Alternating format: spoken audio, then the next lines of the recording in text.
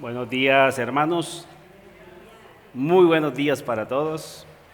Bienvenidos una vez más a este lugar. Sean todos bienvenidos. Gracias damos a Dios que nos permite estar nuevamente en este lugar. Es un milagro que Dios nos permita estar en este lugar, que nos haya permitido abrir los ojos. Cuando hay muchos que los cerraron y no los pudieron abrir más, Dios no les dio el permiso.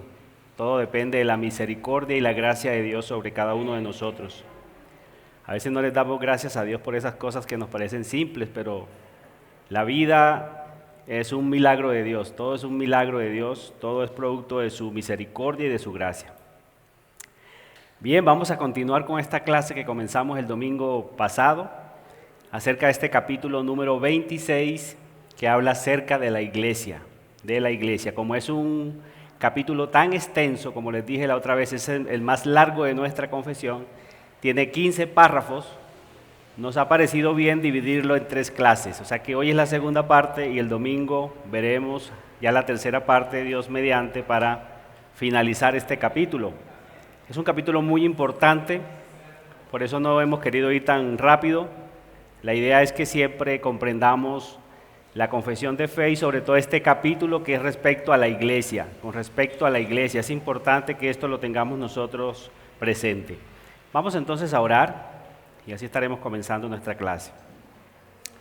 Padre, eres misericordioso, eres bueno con nosotros. Padre, gracias por permitirnos estar acá, por permitirnos conocer de tu santa palabra y acerca de tu Hijo, nuestro Señor y Rey Jesucristo. Imploramos tu gracia, imploramos cada día, Señor, tu favor inmerecido, para poder continuar adelante, para poder seguir aprendiendo, para poder seguir santificándonos, estimulándonos unos a otros en la fe, en el conocimiento tuyo, en las buenas obras. Y para eso es necesario que nos congreguemos, para eso es necesario andar en hermandad. Así lo has establecido tú en tu palabra y queremos ser obedientes. Padre, no solamente te pedimos por esta clase de confesión de fe, también te rogamos por la clase que sigue, la clase bíblica, también te rogamos por nuestro culto de adoración, que todo lo que hagamos aquí en este día sea únicamente para glorificarte, para exaltarte. Te lo rogamos en los méritos de Cristo Jesús. Amén. Muy bien, hermanos, abramos entonces la confesión de fe en el capítulo 26, que trata acerca de la iglesia. Recordando que la iglesia es columna y sostén de la verdad. Eso es 1 Timoteo capítulo 3, versículos 14 al 16. La iglesia es columna y sostén de la verdad. Entonces hoy vamos a ver el capítulo 26, como ya les había dicho, de la iglesia, segunda parte. Acuérdense que este capítulo tiene 6 párrafos. La primera está dividido en 2 partes claramente. Del párrafo 1 al 4 trata acerca de la iglesia universal, que fue los 4 párrafos que estuvimos viendo el domingo pasado. Y de los párrafos del 5 al 15 trata acerca de la iglesia local. De la iglesia local. Solamente como recorderis allí, lo que estuvimos viendo el domingo pasado fue acerca de la iglesia universal, los párrafos del 1 al 4. Recordemos que el párrafo 1 trata acerca de la identidad de la iglesia universal como iglesia invisible. Ya sabemos qué significa invisible, ¿cierto? El párrafo número 2 trata acerca de la identidad de la iglesia universal como visible. Esa iglesia invisible también se hace visible en iglesias locales como esta. El párrafo número 3 trata acerca de la perpetuidad de la iglesia visible. A pesar de que la iglesia no es infalible, a pesar de que está sujeta a los errores, la Escritura nos da claramente a entender, y es lo que los que hicieron la confesión dejaron allí plasmado en ese párrafo, es que la iglesia del Señor permanecerá. Siempre el Señor se ha asegurado de tener un remanente fiel en todas las épocas que le adore y le sirva para que Cristo sea glorificado en todo tiempo. El párrafo número 4 trata acerca de la autoridad suprema de la Iglesia universal. Vimos que no es el Papa, la cabeza de la Iglesia, tampoco es ningún pastor, tampoco es ningún autoproclamado apóstol, ni profeta, ni nada de eso. Solamente la Iglesia tiene una autoridad suprema, una cabeza, y esa es nuestro Señor y Rey Jesucristo. Él es la cabeza de la Iglesia.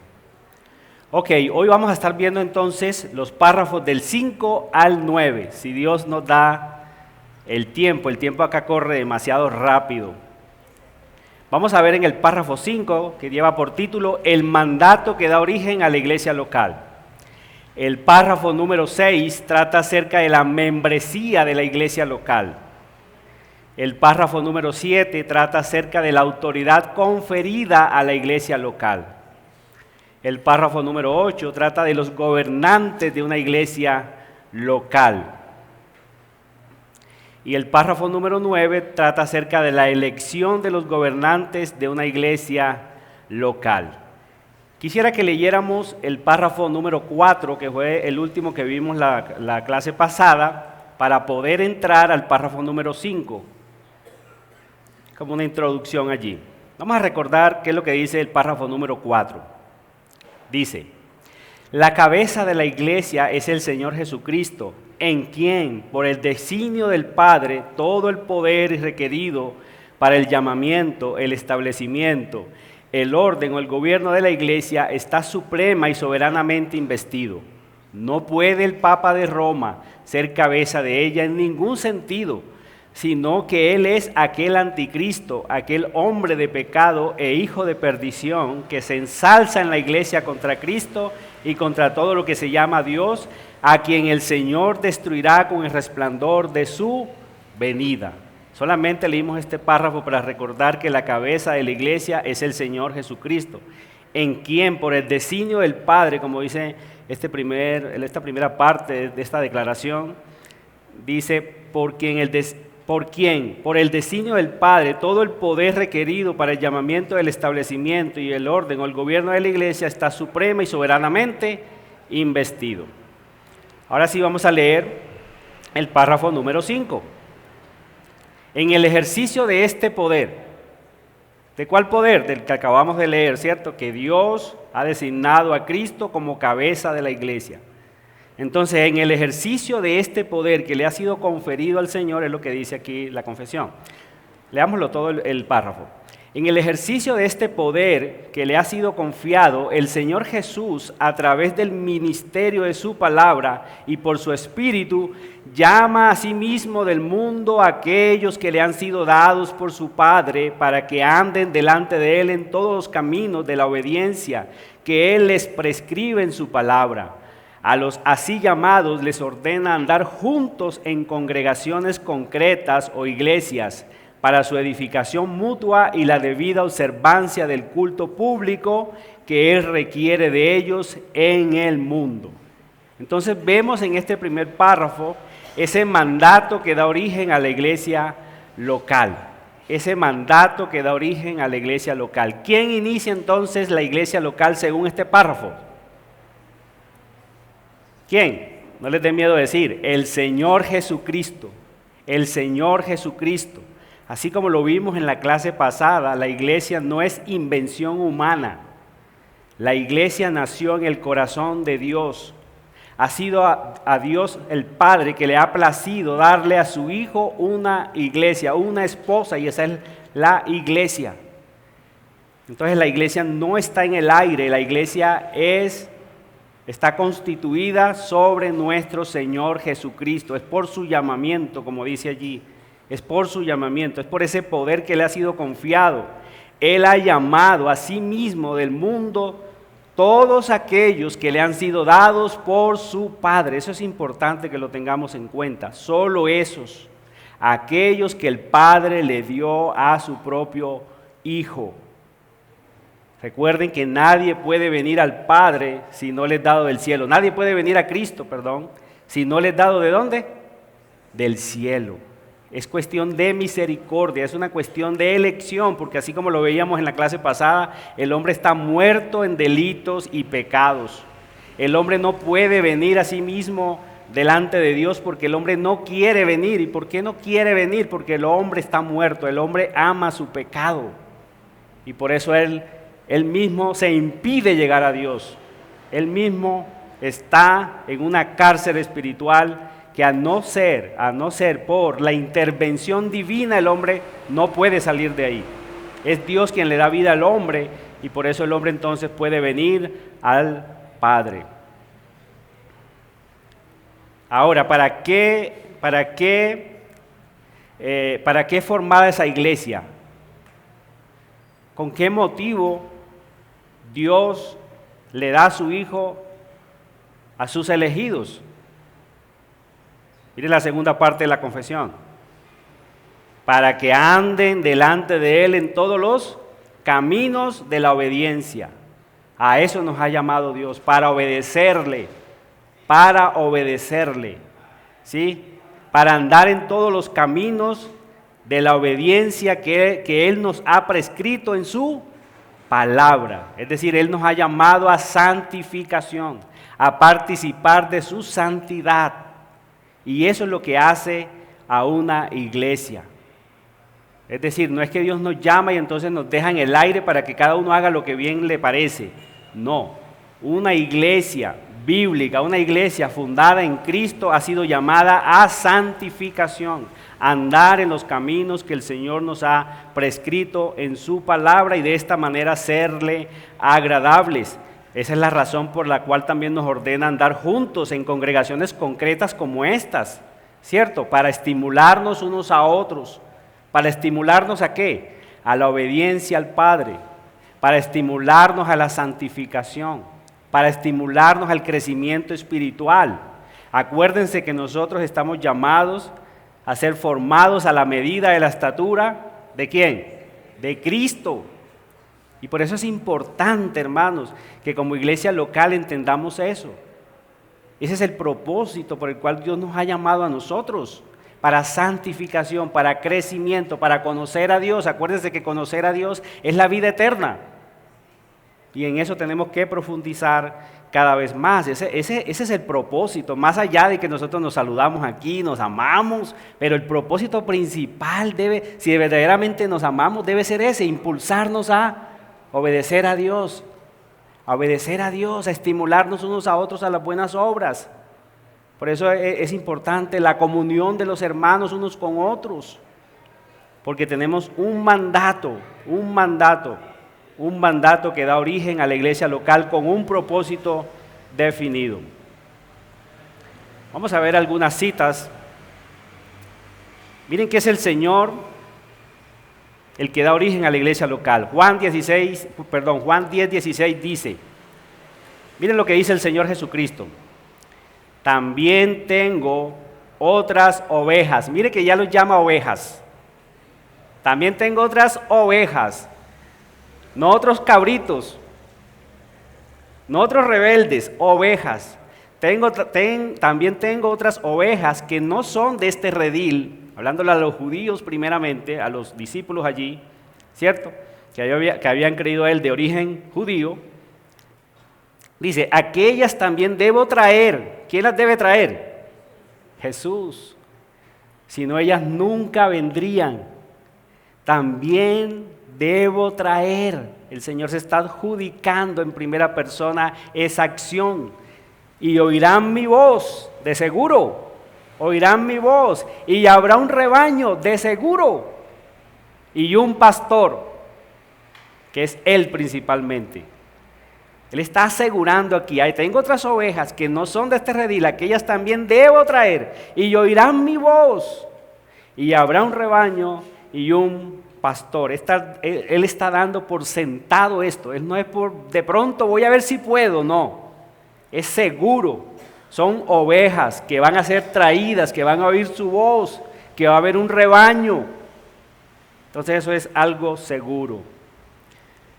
Juan 12:32 dice, Y yo, hablando del Señor Jesucristo también dice, y yo, si fuere levantado de la tierra, hablando de su resurrección, dice, a todos atraeré a mí mismo, a mí mismo, a todos atraeré a mí mismo. ¿Cuál es ese todos? A todos sus elegidos, no a todo el mundo. Eso en español se llama un sinécdoque, cuando se nombra el todo por la parte. El todo por la parte, dice, a todos atraeré a mí mismo. ¿Cuáles son esos todos? Sus elegidos, sus ovejas. Ya el versículo 16 del capítulo 10 ya él lo había dicho. Entonces algo seguro, a todos nos atrajo, todos sus elegidos hemos sido atraídos por Cristo. Juan 17:2 también lo dice. Como le has dado potestad sobre toda carne, hablando del Padre, él hablando del Padre, él dijo, y hablando de él mismo, él dice que el Padre le ha dado potestad sobre toda carne, para que dé vida eterna, ¿a quiénes? A todos los que le diste, a todos los elegidos, todos los que el Padre eligió, todos aquellos que el Padre le dio a su Hijo. El Hijo tiene la potestad de darles vida eterna, no vida temporal, no vida temporal, no es que hoy la tienes y mañana la pierdes, no, es vida eterna. Si esa vida es temporal, entonces no es vida eterna, es vida eterna. El Señor nos ha llamado con un llamamiento santo, seguro, poderoso. Mateo 28, del 18 al 20, porque la segunda parte de la confesión, si ustedes la tienen ahí abierta, dice que Él ha llamado a estos elegidos para que anden delante de Él en todos los caminos de la obediencia que Él les prescribe en su palabra. Y por eso les ordena andar juntos en congregaciones concretas e iglesias para su edificación mutua y la debida observancia del culto público que Él requiere de ellos en el mundo. Y miren, eso es lo que Él había dicho en Mateo 28, del 18 al 20. Dice, y Jesús se acercó y les habló diciendo, toda potestad me es dada en el cielo y en la tierra. Por tanto, id y haced discípulos a todas las naciones, bautizándolos en el nombre del Padre y del Hijo y del Espíritu Santo. Y el versículo 20, ¿para qué? Enseñándoles que guarden todas las cosas que os he mandado, y he aquí yo estoy con vosotros todos los días hasta el fin del mundo. ¿Para qué los ha llamado? ¿Para qué el Señor nos manda que hagamos discípulos en iglesias locales como esta? ¿Para qué? Para enseñarles todas las cosas que Dios nos manda. Porque necesitamos seguir siendo santificados. O sea que Él no nos llama, otra vez les repito, para dejarnos en el aire, sino que nos ha dejado su santa y bendita palabra para que hagamos conforme está escrito en esta palabra santa. Y así podamos crecer en el conocimiento de Dios, así podamos crecer mutuamente en la santificación progresiva. Ese capítulo también ya lo vimos, ¿cierto? Acerca de la santidad.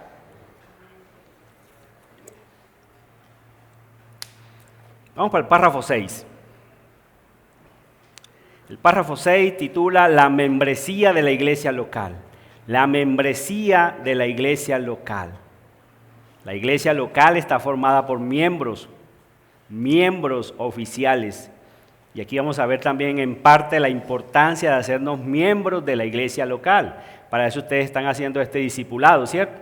Porque aspiran a hacerse miembros oficiales de nuestra congregación.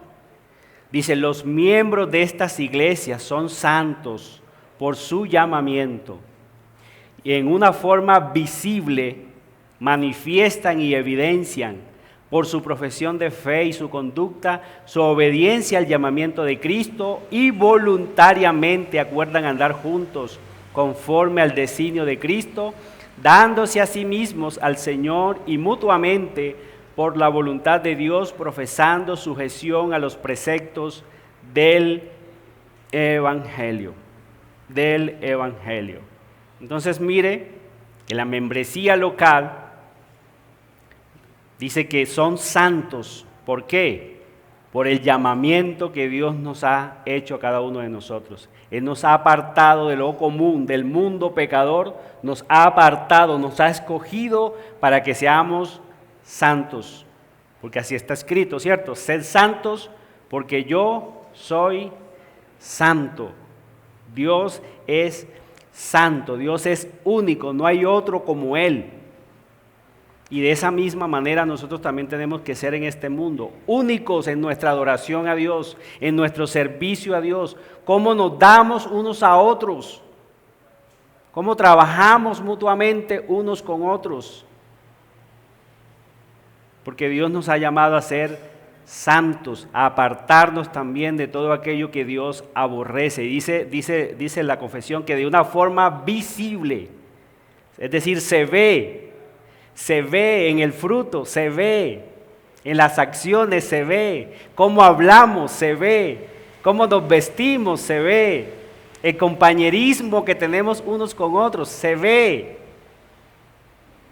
No es esa frase común de que no, es que tú no conoces mi corazón, pero tu comportamiento, eso es para justificar tu comportamiento malo, ¿cierto?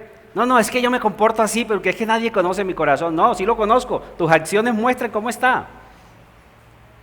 Entonces, de una forma visible manifiestan y evidencian, dice la confesión, por su profesión de fe y su conducta, su obediencia al llamamiento de Cristo. Es decir, si hemos sido llamados, si verdaderamente hemos sido nacidos de nuevo, eso también se ve en nuestra conducta, en nuestra profesión de fe, se ve. De esta manera dice la confesión que manifiestan su profesión y su conducta delante del Señor a través de la obediencia al llamamiento de Cristo. Y dice, voluntariamente acuerdan andar juntos. Vamos a ver algunas citas bíblicas. Miren lo que dice 1 Corintios 1:2, y esta cita la hemos leído varias veces aquí. Dice, a la iglesia de Dios que está en Corinto, a los santificados en Cristo, a los santificados en Cristo Jesús, llamados a ser santos, con todos los que en cualquier lugar invocan el nombre de nuestro Señor Jesucristo, Señor de ellos y nuestro. Es un llamamiento santo que Dios nos ha hecho a nosotros como iglesia local, y no solamente a nosotros como iglesia local, como tampoco fue como iglesia local cuando estaba la iglesia de los Corintios.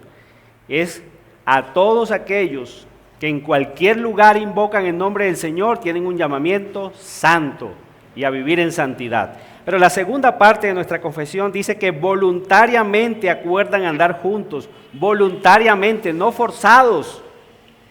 Esos que han sido llamados por el Señor, que han sido regenerados, que han visto la belleza de Cristo, voluntariamente acuerdan andar juntos, voluntariamente acuerdan andar juntos, dándose a sí mismos al Señor y mutuamente por la voluntad de Dios, profesando sujeción a los preceptos del Evangelio. Salmo 110, versículo del 1 al 3 dice, Jehová dijo a mi Señor, este es un salmo totalmente mesiánico, aunque lo escribió David, dice, Jehová dijo a mi Señor, siéntate a mi diestra hasta que ponga a tus enemigos por estrado de tus pies. Jehová enviará desde Sión la vara de tu poder, domina en medio de tus enemigos. Mire cómo el Señor gobierna en medio de sus enemigos, con vara de hierro, con poder. Él domina en medio de ellos, a la fuerza, pero lo hace. Que el Señor tiene autoridad sobre toda carne, sobre sus enemigos también, y van a ser puestos por estrado de sus pies, van a ser pisoteados por Él. Pero mire lo que dice acerca de su pueblo, versículo 3. Tu pueblo se te ofrecerá voluntariamente, no necesitamos la vara de hierro. ¿Por qué? Por la operación del Espíritu Santo en nuestras vidas. Dice, tu pueblo se te ofrecerá voluntariamente en el día de tu poder, en el día de tu poder, en el día que el Señor nos ha transformado, en el día que Él nos ha abierto los ojos. Y miren lo que dice la otra parte, dice, en la hermosura de la santidad, es decir, a la medida que yo veo a Cristo, lo hermoso que Él es, lo santo que Él es, lo poderoso que Él es, me enamoro de Cristo.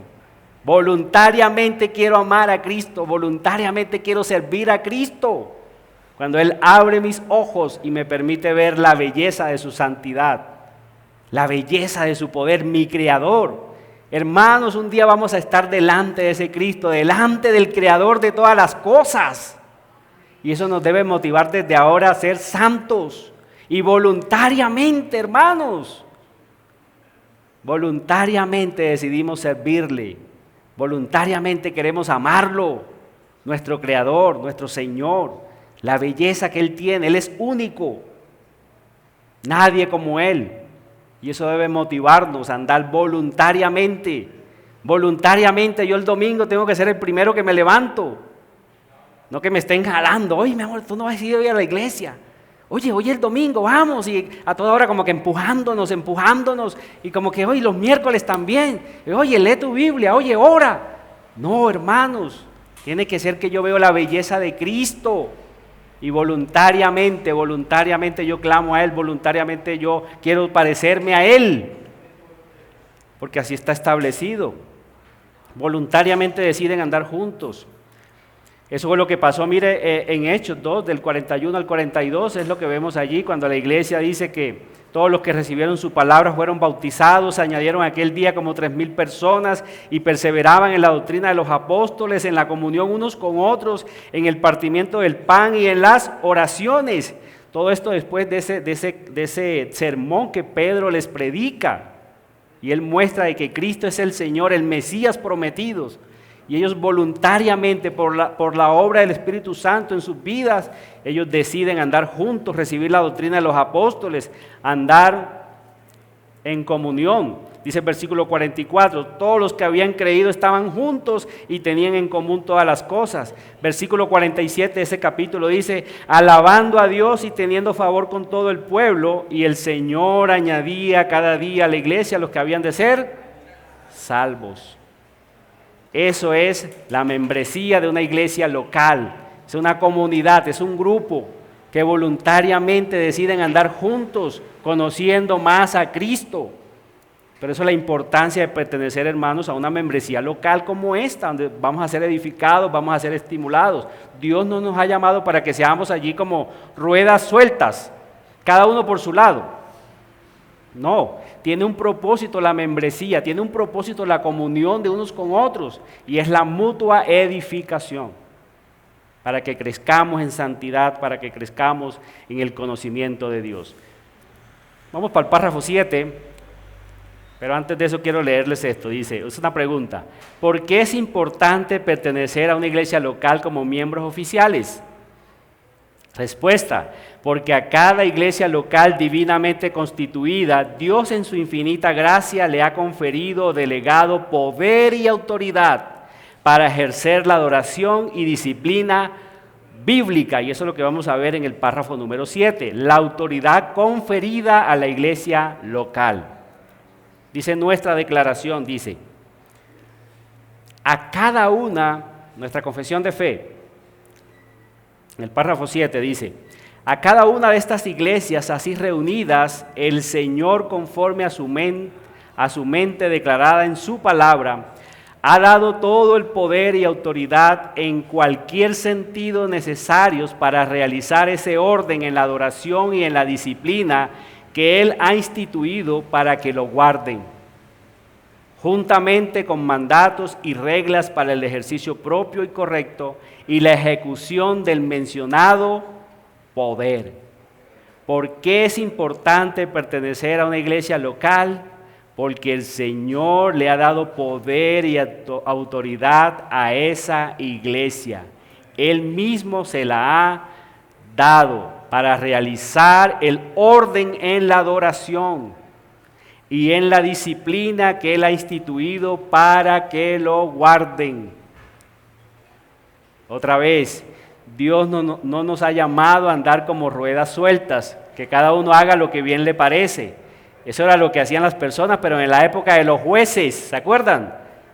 Donde no había rey en Israel, donde cada uno hacía lo que bien le parecía. Pero nosotros tenemos un rey, una cabeza que nos ha designado qué tenemos que hacer, cómo se debe adorar al Señor, qué debemos de hacer como iglesia local, cuándo debemos ejercer la disciplina, cómo nos tenemos que cuidar, cuándo nos tenemos que congregar. Todo eso lo encontramos en los mandatos de nuestro rey. Tenemos un rey, tenemos una cabeza, nuestro Señor y Rey Jesucristo. Mateo 18, del 15 al 20. Miren lo importante de una membresía. Y aquí está dando por sentado que una iglesia tiene una membresía, que se conocen entre sí, que sabe, todos se conocen, todos comparten, todos tienen comunión. Mire, dicen, por tanto, si tu hermano peca contra ti, no el hermano allá de la congregación aquella, ni aquel que está allá, el que está aquí, el que tiene comunión conmigo, el que me conoce y yo lo conozco. Dice, por tanto, si tu hermano peca contra ti, y párenle atención a esto. Para nosotros ser una iglesia bíblica, necesitamos hacer las cosas bíblicamente. ¿Cómo procedes cuando un hermano te ofende? ¿Cómo procedemos cuando un hermano habla mal contra nosotros o peca contra nosotros? Enseguida lo comenzamos a divulgar unos con otros y comenzamos a dañarle el testimonio a ese hermano. Eso muestra de que tú no eres una iglesia bíblica o no perteneces a la iglesia bíblica. Mira lo que el Señor dice exactamente con ese asunto aquí. Si tu hermano peca contra ti, ve y repréndele estando tú y él solos. Si te oyere, has ganado a tu hermano.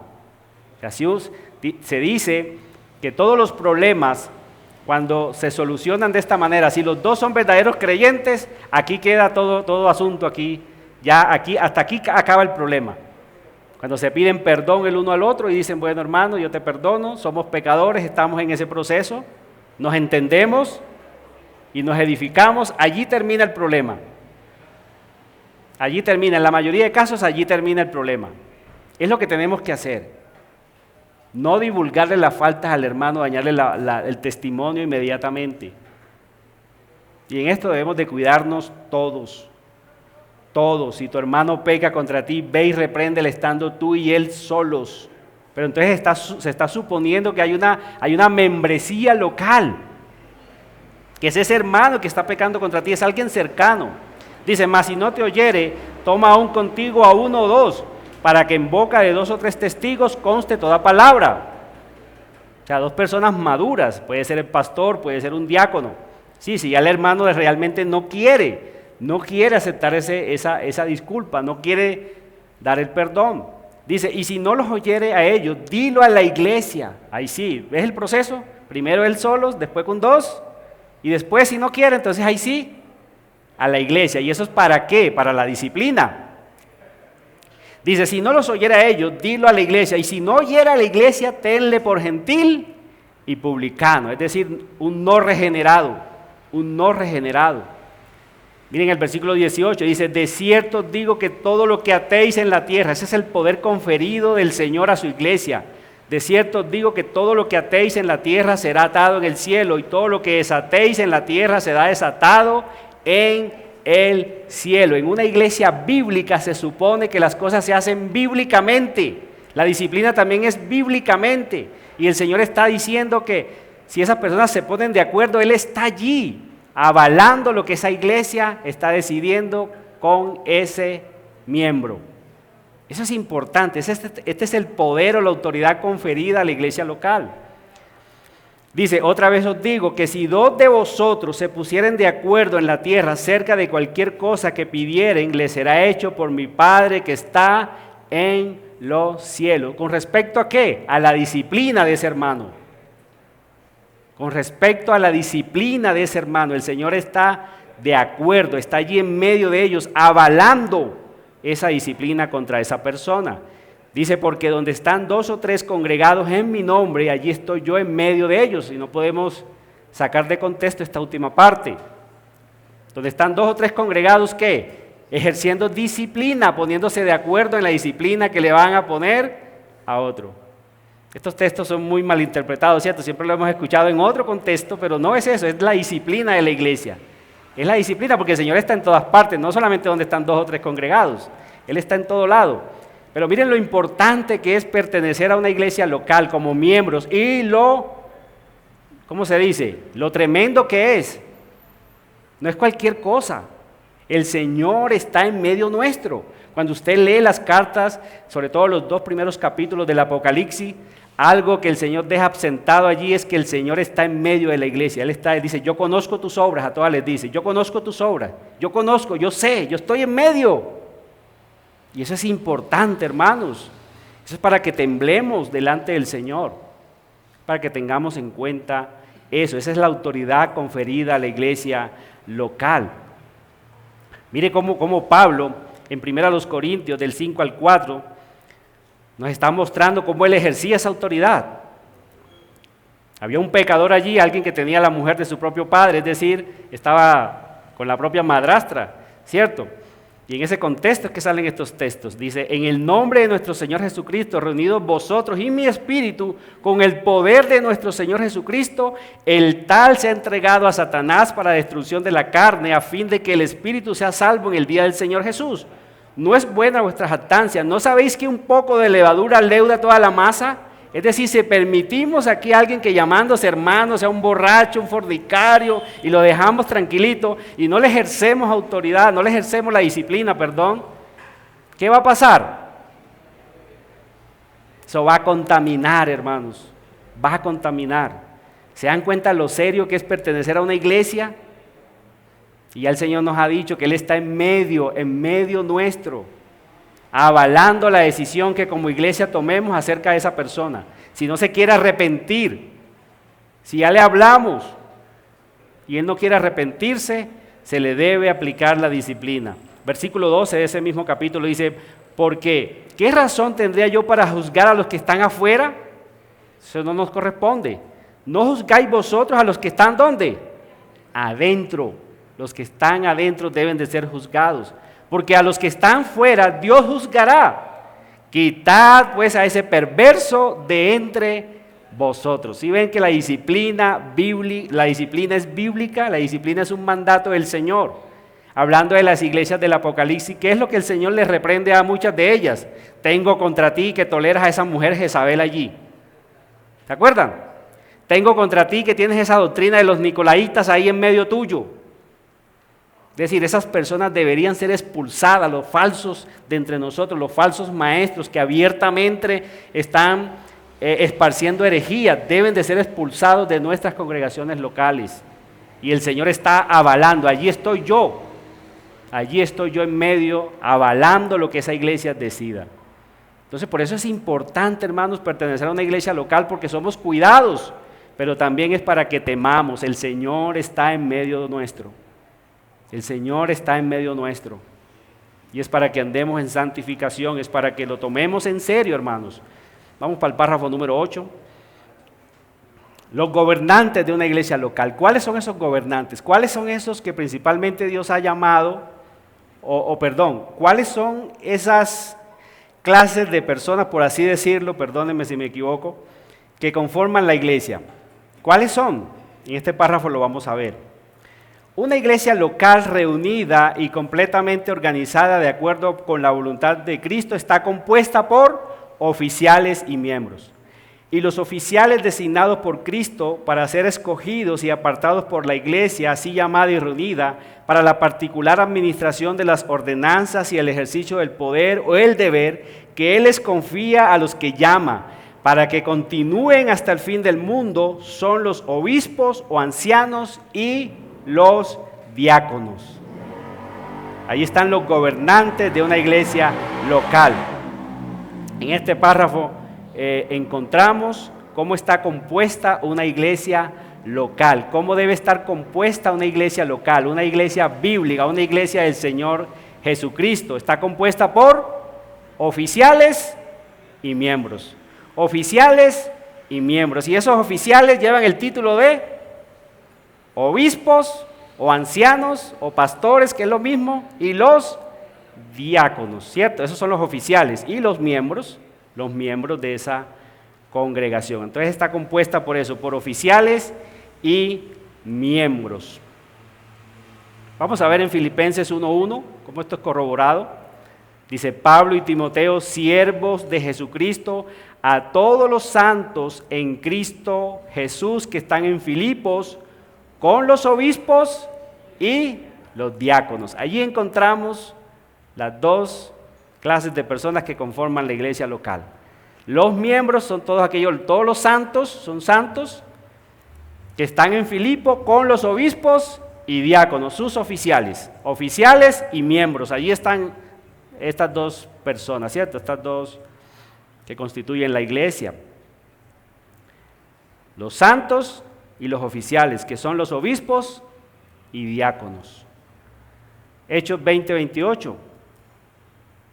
Pablo hablándole a la iglesia de Éfeso, mire cómo dice: por tanto, mirad por vosotros y por todo el rebaño que el Espíritu Santo os ha puesto por obispos. Ahí están los oficiales. Para apacentar la iglesia del Señor, la cual Él ganó por su propia sangre. Allí están nombrados y está nombrado la función principal: para apacentar la iglesia del Señor, para llevarla a buenos pastos, para llevarla a la palabra de Dios. Esa es la función principal de los oficiales: predicar la palabra de Dios, llevar a la congregación a entender la palabra de Dios.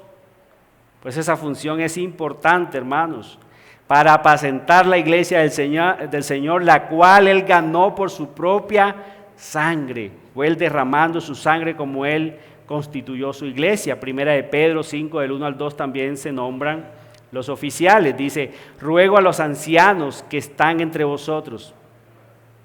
A los ancianos, allí están los oficiales, que están entre vosotros, yo anciano también con ellos, y testigo de los padecimientos de Cristo, que soy también participante de la gloria que será revelada. Apacentad la grey de Dios que está entre vosotros, cuidando de ella, no por fuerza, sino voluntariamente, no por ganancia deshonesta, sino con ánimo pronto, así como Cristo. ¿Se acuerdan? El Salmo 110, como dice que nosotros tenemos que ofrecernos voluntariamente, no por la fuerza. Es el mismo espíritu que debe gobernar a los ancianos. Los ancianos no es para que se enseñoreen, los oficiales no es para que se enseñoreen de manera arbitraria de la iglesia. Ellos tienen una autoridad conferida por Dios y es para apacentar la grey de Dios, cuidando de ella, no por fuerza, sino voluntariamente, tampoco por ganancia deshonesta. No es que ese pastor va a aspirar a ser pastor porque no tuvo nada que hacer y entonces lo más fácil fue ser pastor. No.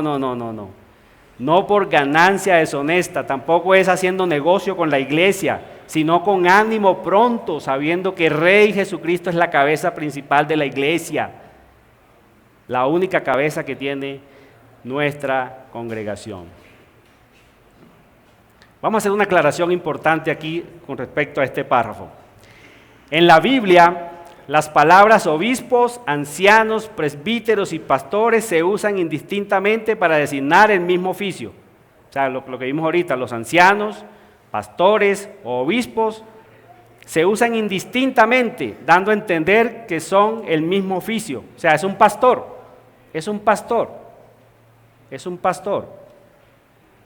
Segundo, según la Biblia, el gobierno ideal de una iglesia local debe estar constituida por una pluralidad de pastores con la misma autoridad, no pastor y copastor. Si ustedes observaron allí cuando leímos los textos, todos están en plural: obispos, ancianos, pastores. Eso es lo ideal de una iglesia local. Eso es lo ideal, que tenga una pluralidad de pastores. Aquí estamos orando para que Dios nos dé otro pastor y otros pastores. Ojalá Dios nos lo permita, de acuerdo a cómo crezcamos, de acuerdo a nuestros recursos económicos, pero es lo ideal de una iglesia bíblica, que no solamente haya un solo pastor. Cuando hay un solo pastor, ese pastor es tentado a enseñorearse de la iglesia él solo. Por eso necesitamos pastores, que todos nos cuidemos, que los pastores también son ovejas, necesitan ser cuidados. Mantener la doctrina, cuando el uno se está desviando, el otro le puede decir en la misma autoridad: oye, esto que estás predicando no está como correcto. Eso es lo ideal de una iglesia bíblica, que tenga pluralidad de pastores con la misma autoridad. Sigamos orando por eso, hermanos, que como iglesia local el Señor nos permita tener varios pastores. Tercero, en la Biblia encontramos que solo estos dos oficiales, pastores y diáconos, como ya lo vimos, continuarán como autoridad delegada en la iglesia hasta que Cristo venga. Eso es lo que dice también nuestra confesión de fe a lo último, ¿cierto?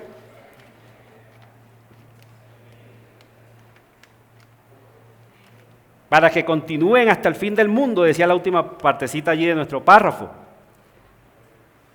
Dice, solo para ellos encontramos requisitos en la Biblia, solo para obispos y diáconos encontramos requisitos en la Biblia, es decir, que su labor debería continuar hasta que Cristo venga. Solo para ellos encontramos requisitos en la Biblia para ser elegidos. Los otros oficiales extraordinarios, como eran apóstoles y profetas, no encontramos requisitos. Por lo tanto, estaba estipulado por Dios que no continuarían hasta el fin de los tiempos. ¿Usted ha encontrado algún requisito en la Biblia para ser apóstol? En la actualidad sí que Dios mande, no, en el futuro van a elegir apóstoles, no los hay. Tampoco para profetas. Solamente encontramos requisitos tanto para diáconos como para obispos. Entonces, eso es los oficiales que deberían de continuar hasta que Cristo venga. Cuarto, los oficiales de una congregación no tienen autoridad legislativa sino ejecutiva. Es decir, los oficiales no están para crear nuevas leyes. Ellos deben de ejecutar lo que ya está escrito en la palabra de Dios. En la palabra de Dios. Eso es importante que lo tengamos en cuenta. Los oficiales tienen autoridad ejecutiva. Significa que van a ejecutar lo que ya está escrito. A enseñarnos lo que ya está escrito. No de manera arbitraria. Quinto, esta pluralidad en el gobierno de la iglesia local debe estar constituida solo por hombres. Solo por hombres, ese es el modelo bíblico, solo por hombres. No deben existir mujeres pastoras, no deben existir mujeres pastoras, eso no existe en la Biblia, hermanos. Hay muchos que quieren acomodar los textos, pero allí en 1 Timoteo 2, del 11 al 14 encontramos esto claramente. También en el capítulo 3 de esa misma carta, del 1 al 7, encontramos los requisitos para ser obispos, masculino, pastor, masculino. Por eso dice que ese hombre debe ser marido de una sola mujer, ¿se acuerdan? ¿Dónde están los requisitos para una pastora?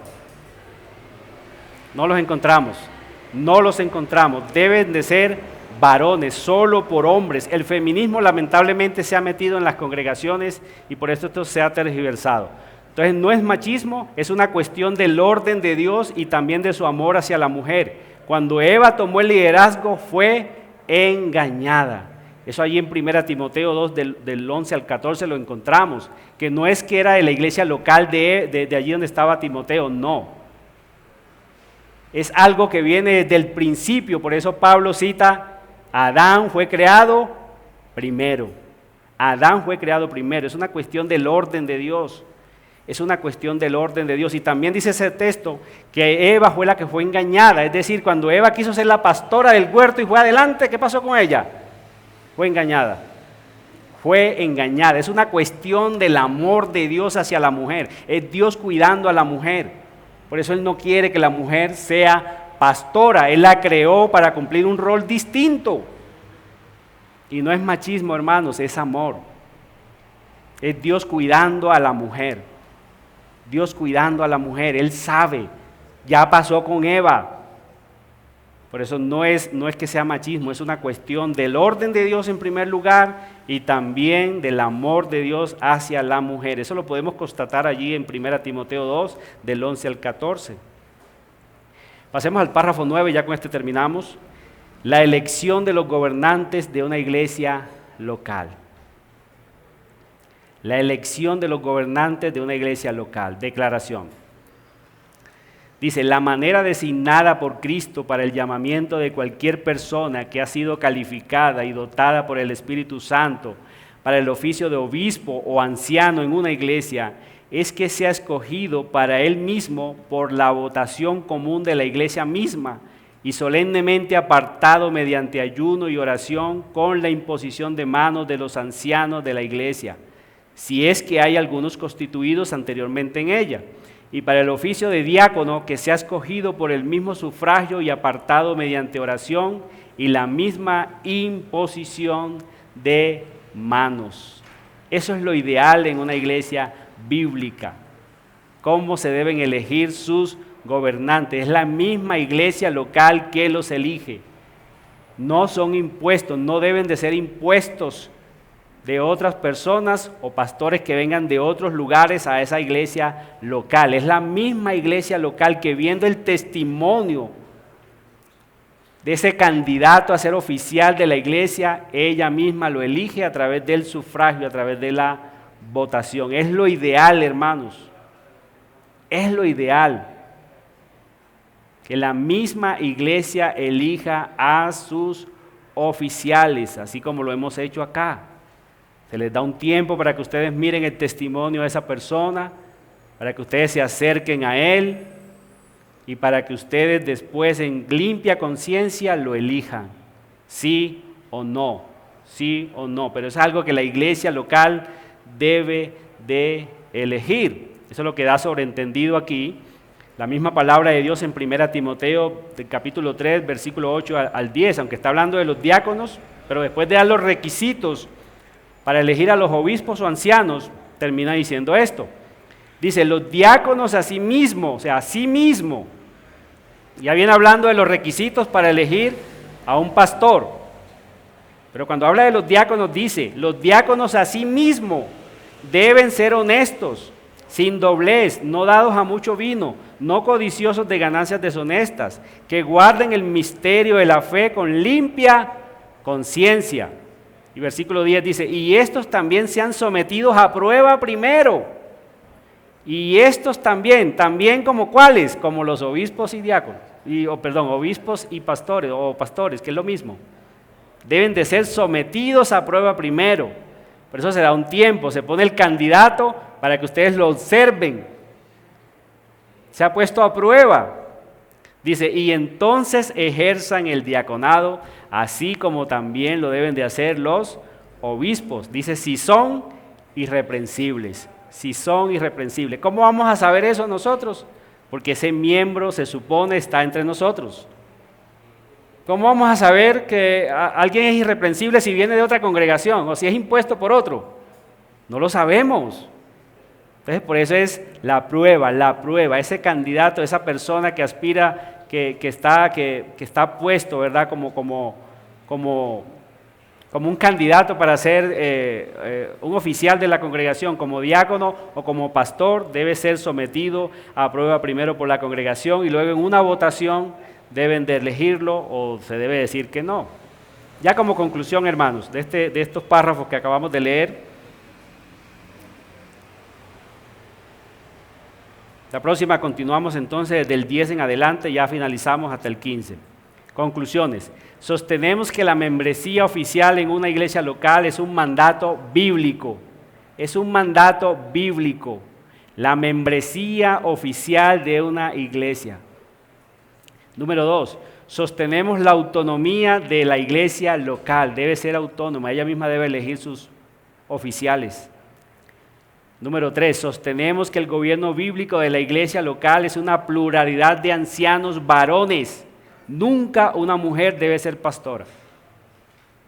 Y número 4, sostenemos que la iglesia que no practica la disciplina eclesiástica está por debajo de una iglesia bíblicamente constituida. Todos esos elementos son importantes para ser considerados una iglesia bíblica. Oremos. Padre, gracias te damos por tu palabra, por tu amor. Gracias te damos porque no nos dejaste en el aire para que cada quien haga lo que bien le parezca. Has dejado unos mandatos claros en tu santa palabra.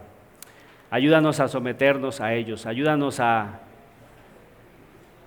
andar juntos como lo dice tu palabra, a edificarnos mutuamente para el crecimiento, para el conocimiento de tu Hijo Jesucristo.